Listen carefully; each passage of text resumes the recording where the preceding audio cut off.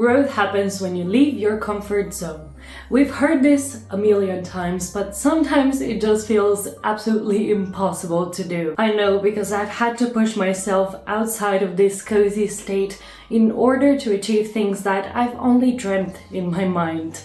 I've pushed myself past the annoyance and the discomfort, and I can confidently say that the other side of the pancake is something to be excited about. So here's how I managed to get out of my safety bubble.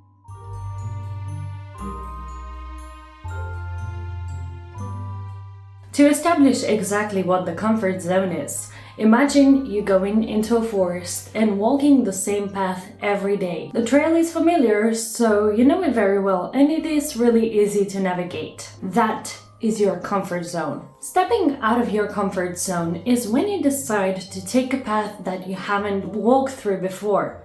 At first, there might be no trail, but as you continue going and stepping over and over, you can see the path much clearer. This is often referred to as neural pathways. Every time you experience something new or you learn a new skill, your brain cells or your neurons connect through each other and send each other electrical signals. When you repeat the action over and over again, this connection becomes much stronger. I believe that stepping out of your comfort zone is not just about experiencing new things. That is an obvious one, but we also become much more responsive to situations we don't know anything about. We expand our abilities, and when we fall into difficult situations, we learn how to manage in them. The discomfort makes us much more adaptable. I've given this example before in a different video, but basically we had a really important person, or the CEO of our company, come to visit us, and he did a talk, and I was basically the first one that decided to raise a hand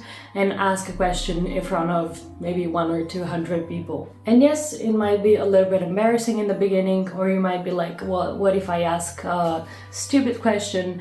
And it really doesn't matter, because it's about your growth. It doesn't matter what other people are thinking. But like in the forest, when you go through different paths that haven't been treaded, you develop different skills that can be used in different situations. For example, you're going to become much better at orientation, and when you go into a path that you don't know before, then maybe you're going to start memorizing elements and becoming much more aware of where you are located. If you're learning a new sport, then maybe you're going to develop some muscles that are going to be useful in other activities.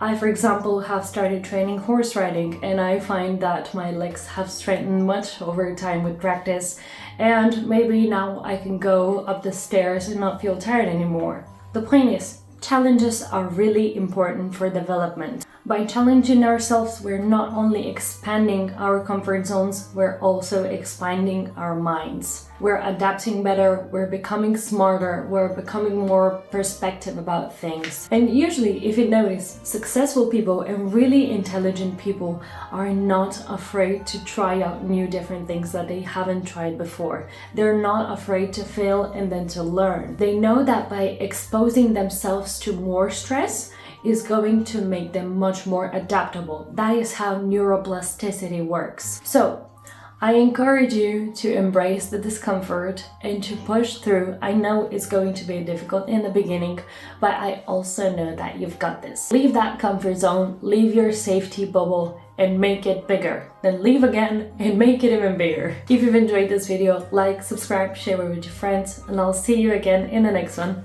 Bye bye!